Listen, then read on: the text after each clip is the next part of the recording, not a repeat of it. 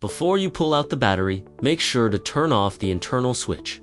You can only pull the battery out when the switch is showing a green light. Similarly, you need to turn the switch on. Your bike will power on normally, only when the switch has a red light on.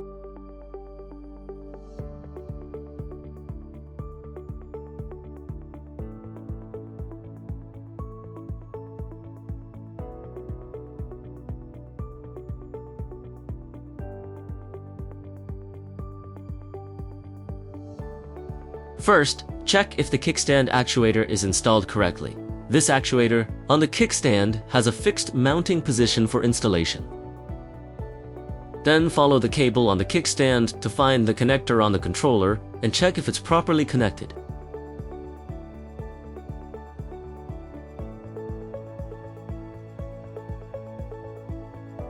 Then check the brake cable and see if the connector has come loose.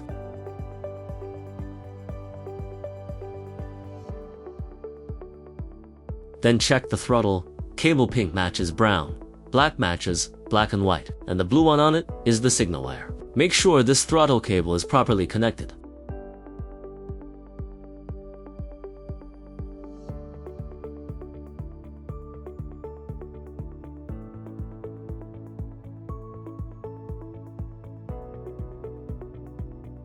Once you've put the bike back together, test both the front and rear brakes and check if the brake light lights up brightly, as it should.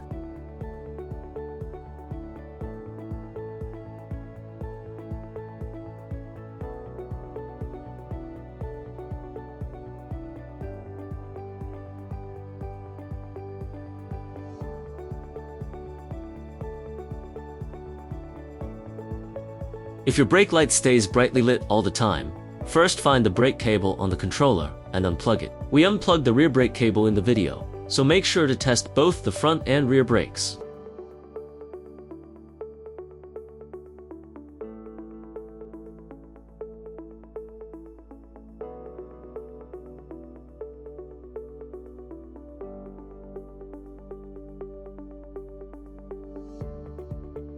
Then connect the power and check if the brake light's still brightly lit. If it is, that means the screw inside the brake is loose. Just adjust the sensor nut until the brake light works. Normally, then plug the brake cable back into the controller.